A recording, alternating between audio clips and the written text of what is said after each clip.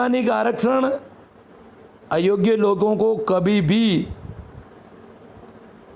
अवसर नहीं देता। परंपरागत आरक्षण में योग्यता का कहीं कोई प्रश्न नहीं था। राजा कैसे बनेगा? इस माँ के पेट से जो बच्चा जन्मेगा वो राजा होगा। अब चाहे वो काना भी हो, चाहे वो दौड़ नहीं सकता हो, ठीक ढंग से चल नहीं सकता हो, तलवार तो दूर, लाठी चलाना भी जिसको नहीं आता हो वो राजा बन जाता था। सिर्फ जन्म के आधार पर, योग्यता का कहीं कोई सवाल नहीं। कौन व्यक्ति सेठ बनेगा, श्रेष्ठ बनेगा, महाजन बनेगा, वो भी सिर्फ जन्म के आधार पर। कौन व्यक्ति वेद बनेगा, इलाज करेगा, वो भी जन्म के आधार पर। कौन व्यक्ति पंडित बनेगा, पूजा पाठ करेगा, कर्मकांड करेगा, धर्म का मुखिया बनेगा, सर्वा बनेगा, वो भी सिर्फ जन्म के आधार पर। योग्यता का कहीं कोई प्रश्न नहीं, योग्यता की तो कहीं जरूरत नहीं। बिना किसी योग्यता के मापदंड के जन्म के साथ आधार पर जो आरक्षण हजारों वर्ष चला था, वो आरक्षण जरूर बिना योग्यता का आरक्षण था। हमारा संवैधानिक आरक्षण योग्यता के बिना नहीं है। इसमें योग्यता पहला मापदंड है। योग्यता के बाद ही आपको सेवा के अवसर दिए जाएंगे। आपकी मिनिमम योग्यता की परीक्षाएं होगी, जांच होगी, और उसके बाद अगर आप छोटी जाति से, पिछड़े तबके से, सामाजिक और शैक्षणिक दृष्टि से पिछड़े परिवार से हैं, तो आपके अंक कम हैं, तो भी आपको उनके बराबर योग्य इसलिए माना जाएगा क्योंकि आप में प्रतिभा है। केवल सामाजिक और शैक्षणिक स्टैंडर्ड नीचा होने की वजह से आपके मार्क कम आए हैं, योग्यता आप में कम नहीं है। आप उन परिवारों में जन्म लिया, उन परिवारों में भी योग्यताएं जन्म लेती है। इसलिए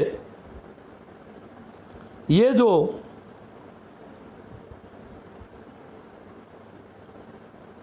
आरक्षण हमारा हुआ, प्रतिभाओं को पर्याप्त अवसर देना। इस देश की 80% परिवारों के दंपतियों में जन्म लेने वाली प्रतिभाएं, 80% घरों में जन्म लेने वाली प्रतिभाओं का देश के विकास में सहयोग कैसे लिया जाए, इसके लिए संवैधानिक आरक्षण की व्यवस्था की गई।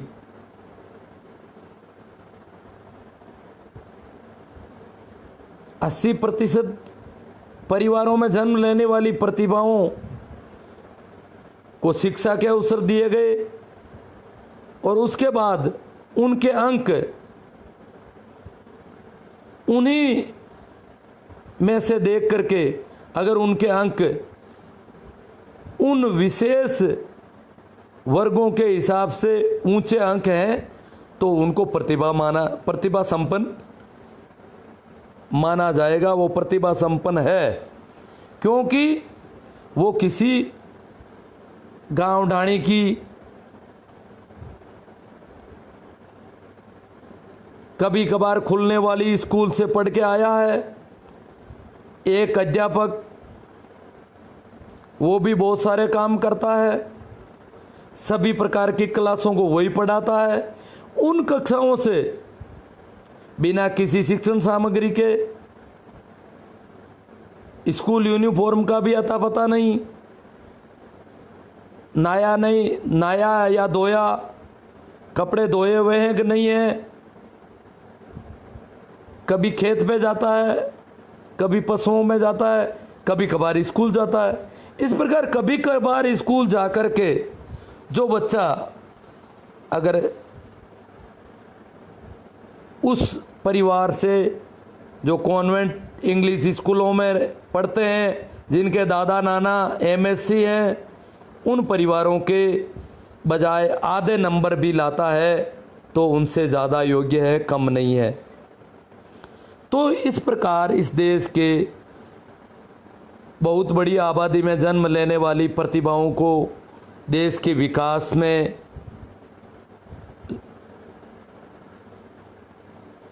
खड़ा करने के लिए संवैधानिक आरक्षण की व्यवस्था की गई। योग्य व्यक्तियों की सेवाएं कैसे ली जा सके, तो योग्य व्यक्ति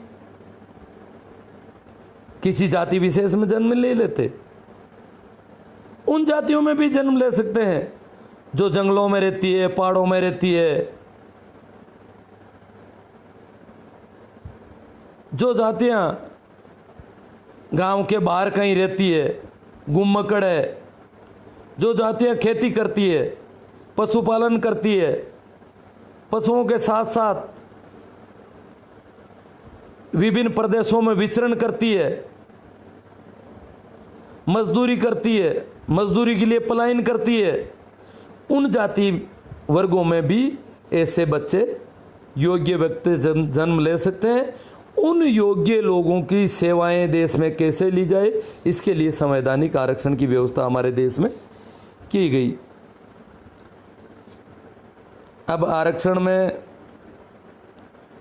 अगर देखा जाए, हाँ, देश की सास के सारण साहब कहते हैं कि 1% देश की शासकीय सेवा में कुल आबादी का 1% लोगों ने 99% पर कब्जा कर रखा है। आरक्षण है इस देश में, अभी भी परंपरागत आरक्षण भारी पड़ रहा है, समाज में नहीं, सत्ता में।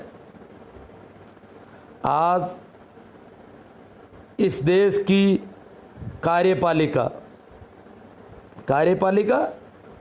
जो वर्किंग बॉडी है, इस देश की सत्ता चलाती है, उसमें अगर देखा जाए तो ज़्यादातर मुख्यमंत्री, ज़्यादातर कैबिनेट मंत्री SC ST OBC में से नहीं होते। SC ST OBC में से अभी भी आप अगर पूरे भारत के राज्यों की कैबिनेट को अगर खंगालोगे तो SC ST OBC की 80% आबादी में से कैबिनेट मंत्री मिलेंगे 5%, 7%, 10%। कैबिनेट मंत्री नहीं है तो सेक्रेटेरिएट में अगर देखा जाए, सेक्रेटेरिएट जहाँ नीति निर्धारण होता है, देश की नीतियाँ बनती है, वहाँ पर बहुत बड़ा घोटाला चल रहा है। वहाँ घराने चलते हैं, पीढ़ियों से फिक्स है। उन्हीं घरों के लोग सेक्रेटेरिएट में कब्जा जमाए बैठे हैं पीढ़ियों से। तो वो लोग कौन है? वो है 10%, 15% आबादी में से, SC ST OBC में से 5% लोग भी अभी तक सेक्रेटेरिएट में नहीं है। मुख्य रूप से जहाँ नीति निर्धारण होता है, कार्यपालिका से भी ये भारी पड़ती है। अगर कैबिनेट को अपन कार्यपालिका माने, हालांकि कार्यपालिका का हिस्सा है ये भी, सेक्रेटेरिएट भी कार्यपालिका का हिस्सा है। एक छोटा सा पटवारी, ग्राम सेवक, अध्यापक, वो भी कार्यपालिका का हिस्सा है। तो अगर देखा जाए तो सेक्रेटेरिएट में अगर अपन देखेंगे, हमारे देश के सेक्रेटेरिएट में 95% आरक्षण है। वो जो परंपरागत आरक्षण, सनातन आरक्षण, उन लोगों का अभी भी वहाँ पर 95% कब्जा है। 5% मुश्किल से SC ST OBC के लोग वहाँ पहुँच पाते हैं। सेक्रेटेरिएट के बाद में अन्य प्रशासनिक सेवाओं को अगर देखें तो वहाँ भी स्थिति नाजुक है। कार्यपालिका के बाद में दूसरी सबसे बड़ी अगर अपन संस्था समझें तो इस देश में है व्यवस्थापिका। व्यवस्थापिका में एक संसद के दोनों सदन और राष्ट्रपति आते हैं। राष्ट्रपति, अगर सारे राष्ट्रपतियों पर नज़र डाली जाए तो अब तक 90% राष्ट्रपति केवल स्वर्ण वर्गों से हुए हैं। अगर दोनों सदनों को अलग अलग देखा जाए तो राज्यसभा में अभी भी केवल 5% SC ST OBC के लोग पहुंच पाते हैं। राज्यसभा में संवैधानिक आरक्षण की व्यवस्था नहीं की गई। सारे लोग पूंजीपति, मिल मालिक, बड़े बड़े सेलिब्रेट, बड़े बड़े धनपति राज्यसभा में पहुंच जाते हैं। 5% लोग मुश्किल से इन तबकों में से आते हैं। दूसरा अगर देखें, लोकसभा में SC ST OBC को जाति के आधार पर आरक्षण है। हालांकि पॉलिटिकल पार्टियों की हाँ में हाँ मिलाने के लिए वो रोक बैठे रहते हैं, वहाँ पर मेज थपथपाने का काम बखूबी करते हैं। SC ST को आरक्षण है, OBC को आरक्षण नहीं है। OBC की आबादी आधी से ज़्यादा, OBC के लोकसभा सदस्य 20%। ये घोटाला कैबिनेट में तो खैर कौन लेगा इनको।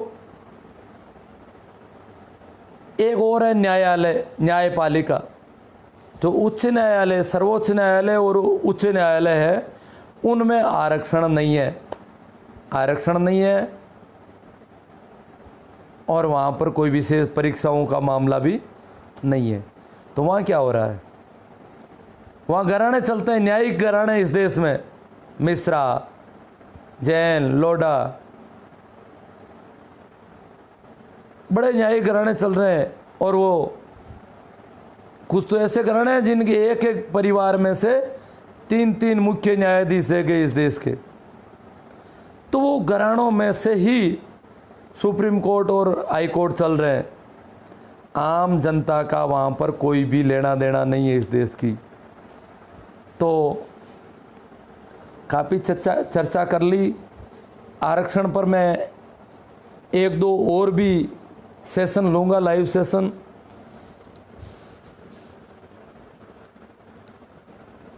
वैसे मैं जुड़ने का तो वैसे भी लोगों को पता है कि मैं कम सुनता हूँ, इसलिए किसी ने ऐसा नहीं लिखा कि जुड़ना चाहिए, अच्छी बात है। हाँ, पर्टिकुलर जाति अगर देखा जाए तो जो पुरानी पढ़ी लिखी जातियाँ हैं, उन लोगों का कब्जा इस देश की सारी सत्ता पर है, समाज पर है। राजनीतिक सत्ता की तीनों बातें अपन ने देख ली, कार्यपालिका, न्यायपालिका और व्यवस्थापिका पर कब्जा। तीसरी चीज अगर अपन देखें तो धर्म, धर्म पर सारे वही लोग हैं, मुल्ला, मौलवी, पंडे, पुजारी, शंकराचार्य, इमाम, पोप, पादरी, वही विशेष वर्ग। आम जनता का, धर्म में आम जनता का काम इतना ही है कि कितना कमाया उसमें से हिस्सा दे दो। सिर्फ जो पसीना बहाया है और उस पसीने का जो प्रतिफल मिला है वो इन मुल्ले, मौलवियों, पंडे, पुजारियों, शंकराचार्य, इमामों के घर भरने के लिए है। तो धार्मिक मामला तो पूरा ही इनके कब्जे में है।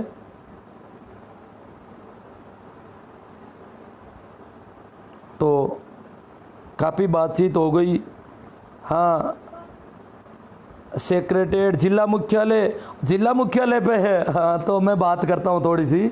मैं पहली बार पिछले चुनाव में कलेक्ट्रेट में थोड़ा मेरा डेपुटेशन रह गया था, सुनता नहीं था, देख रहा था,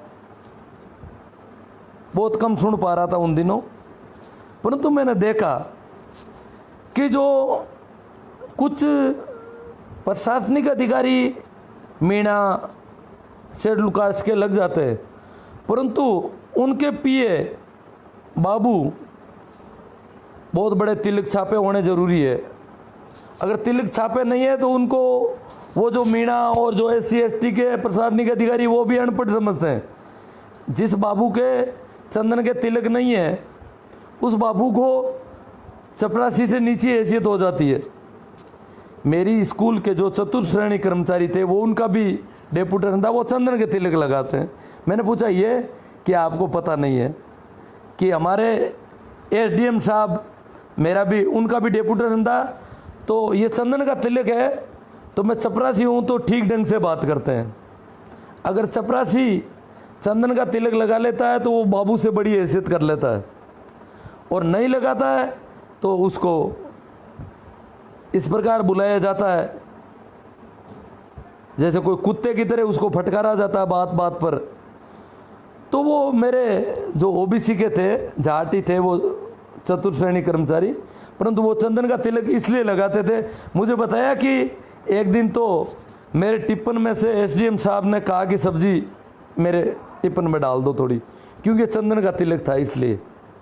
और चंदन का तिलक नहीं होता तो सारा जो काम करना होता है फोर्थ क्लास को, वो सारा उनको ही करना होता है जिनके चंदन के तिलक नहीं है।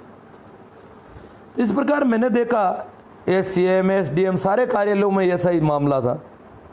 मेरा एक मित्र कलेक्ट्रेट के जो सूचना और संपर्क संबंधी कोई एक विभाग था उसमें था, मेरे पड़ोस के गांव का, वो भी अध्यापक था। तो मैंने पूछा उसको, मैं सुबह सुबह वहाँ चला गया तो देखा तो सारे ही बाबू चंदन के तिलक, और वो अध्यापक था। तो मैंने पूछा कि ये सारे चंदन के तिलक वाले, कि ये सारे ब्राह्मण नहीं है? ये चंदन के तिलक लगाने पर कलेक्ट्रेट में आदमी की इज्जत बढ़ जाती है। मैंने कहा आपने नहीं लगाया कि यार मेरे से तो नहीं लगाया जाता, थोड़ा काम ज़्यादा करना पड़ता है, चंदन का तिलक नहीं होता तो, और चंदन का तिलक होता है फिर उनको मामला कुछ अलग होता है। तो ये ऐसा आरक्षण कलेक्ट्रेट में, तहसील में, एसडीएम में, पंचायत समिति में, सभी जगह ऐसा ये जो परंपरागत आरक्षण है उसका बोलचाला है। हमारे एजुकेशन डिपार्टमेंट में पहले बहुत बड़ा बोलबाला होता था। हाँ, व्यापार में सारा धन, मिल मालिक कौन है, बड़े बड़े हवाला कारोबारी कौन है, औद्योगिक घराने कौन है, ब्लैक मनी सबसे ज़्यादा कौन इकट्ठी कर रहा है इस देश की कीमती ज़मीनें किसके पास है। थार के रेगिस्तान में अगर किसी के पास 400 बीघा ज़मीन है तो कोई उसकी जोरी बाजार की, जयपुर के जोरी बाजार की, दिल्ली के चांदनी चौक की 10 फुट ज़मीन से भी कम कीमत है उसकी। 1 वर्ग गज ज़मीन से भी कम कीमत है 400 बीघा ज़मीन की कीमत। ये हालत है। तो कीमती ज़मीनें किसके पास है? बड़े बड़े बाजार, शहरों के मुख्य इलाके, वो किसके पास है? तो सारा धन अगर देखा जाए तो इस देश की एससी, एसटी, ओबीसी के पास स्थायी संपत्ति के हिसाब से देखा जाए तो 2-5% से ज़्यादा संपत्ति नहीं है। हाँ, करंट संपत्ति जो लोग अधिकारी कर्मचारी लग गए, कुछ और हो गए, वो थोड़ी हो गई। मैं जयपुर में एक मीटिंग में गया था, मैं एक किस्सा सुनाता हूँ आपको। कुछ लोगों ने वहाँ एक आयोजन रखा, हमारे व्हाट्सएप ग्रुप था, तो जाट जाति का एक आयोजन था और उसमें मुझे उन्होंने इनवाइट किया। मैं गया तो वो एक बहुत बड़ा होटल था, महादेव होटल, वहाँ पर आयोजन था। आयोजकों ने बताया कि महादेव होटल ने हमें फ्री सुविधा दी है सारी यहाँ आयोजन करने की। मैंने कहा ये महादेव होटल है किसका? तो बोले जाटों का। मैंने कहा ये कैसे हो गया जाटों का होटल? जाटों के पास इतनी बड़ी संपत्ति कैसे हो सकती है? ये बहुत बड़ा सवाल है, हो नहीं सकती। क्योंकि अगर जाट कितना ही बड़ा अधिकारी हो गया तो इतनी बड़ी संपत्ति नहीं इकट्ठी कर सकता। छोटा मोटा कारखाना लगा लिया तो कारखाने के लिए जो धन है, उनके पूर्वजों के पास धन नहीं था तो एकदम से धन कहीं भी दिखाई देगा। अगर एक साथ 10 करोड़ 20 करोड़ कई रुपए दिखाई देंगे तो वो तो पैसा एक नंबर का नहीं हो सकता। एक नंबर का पैसा जाट के पास कैसे आ गया? भरतपुर दौलपुर का जाट है क्या? कोई राजघराने का जाट है क्या? नहीं। जयपुर के पास का जाट है। वो कह रहे कि इसकी ज़मीन सेज में चली गई थी, स्पेशल औद्योगिक जो विशेष जोन था, स्पेशल इंडस्ट्री जोन, उसमें चली गई थी और इसलिए इनको करोड़ों रुपए एक नंबर के मिल गए, उनसे इन्होंने ये होटल खड़ी कर दी। तो मेरा अचंभा तब जाके पूरा हुआ कि ये जो राजस्थान में खेती करने वालों को उनके खेत जिन लोगों ने दिलवाए थे, उनकी वजह से इनके पास थोड़ी बहुत संपत्ति हुई है। वो खेत जो शहरों के पास कीमती ज़मीनें हो गई, उसकी वजह से। हाँ, जोधपुर में बड़ी बड़ी ज़मीनें किसके पास है? कहीं भी जाओ आप बड़े शहरों में, जोधपुर क्यों, आप नागौर में चले जाओ, छोटे छोटे कस्बों में चले जाओ, गांव में चले जाओ, गांव में भी गांव का जो मुख्य इलाका है, जो चौपाल और गवाड़ वगैरह जो मुख्य इलाका, वो किसके पास है? तो अब हमारे आरक्षण को टैलेंटेड एवं मोटिवेटेड भारतीय के नाम से ख़त्म किया जाएगा, बड़ी कंपनियों को ठेके देकर ख़त्म किया जा रहा है, बहुत बड़े गड़बड़ घोटाले हो रहे हैं।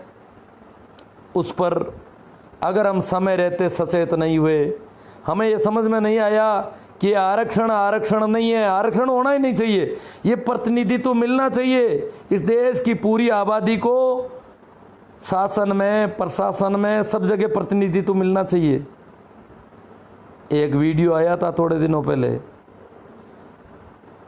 एक टीवी ने जारी किया था, उससे आरटीआई से सूचना मिली थी कि देश के 40 केंद्रीय विश्वविद्यालय जो अभी संचालित है, प्रस्तावित अलग चल रहे हैं, संचालित 41 केंद्रीय विश्वविद्यालय हैं, उनमें ओबीसी का एक भी प्रोफेसर नहीं है, एक भी एसोसिएट प्रोफेसर नहीं है। सभी 40 केंद्रीय विश्वविद्यालय इस देश के सबसे बड़े विश्वविद्यालय है, जहां से सारी सत्ता निकलती है। बड़े विश्वविद्यालय हैं, तो उन विश्वविद्यालयों में ओबीसी का एक भी प्रोफेसर क्यों नहीं आया?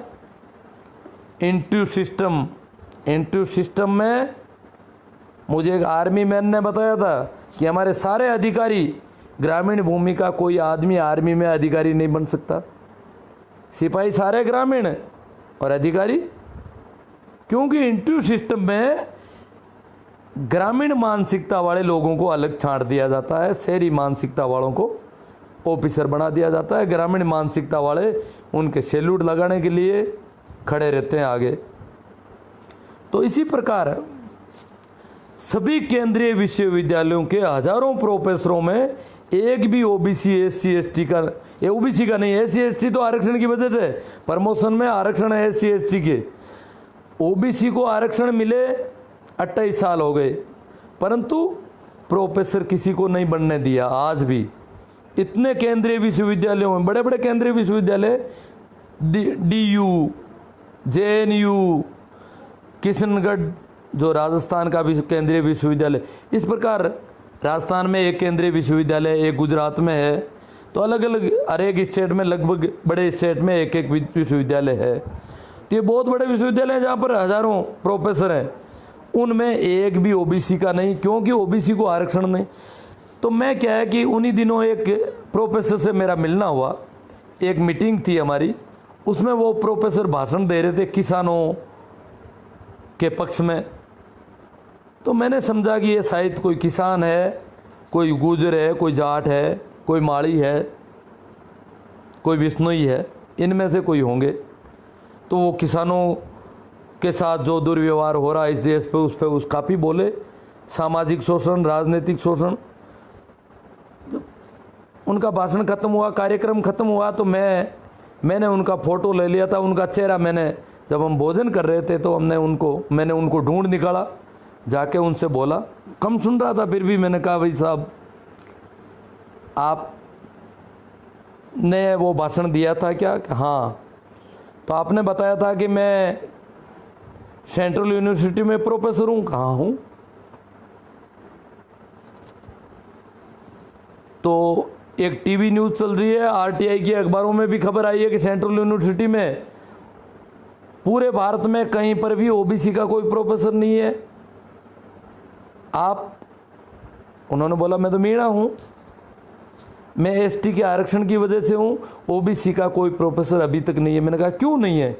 कि बोले हम लोगों को आरक्षण है इसलिए हमें तो प्रोफेसर बना दिया जाता है। हालांकि हमें भी पूरा नहीं बनाया जाता, जितना आरक्षण है उतने हम भी नहीं है, परंतु ओबीसी तो आरक्षण नहीं होने की वजह से पिछड़ जाती है रोज, और इसलिए ओबीसी का आज तक कोई एक प्रोफेसर नहीं बन सका पूरे भारत में। जिसकी 60% आबादी है, पूरे भारत में प्रोफेसर बनने जाए योग्यता का लड़का ओबीसी के किसी परिवार में आज तक जन्म ही नहीं लिया इस देश में। चलो धन्यवाद, आप लोगों ने बहुत शेयर किया, बहुत ज़्यादा सुना, इस सब के लिए मैं कृतज्ञ हूँ। ये विचार ज़्यादा से ज़्यादा लोगों तक पहुँचे, इसके लिए आप ज़्यादा से ज़्यादा इस पोस्ट को शेयर करें तो और अच्छा रहेगा। इस पर कमेंट करें। धन्यवाद। इतना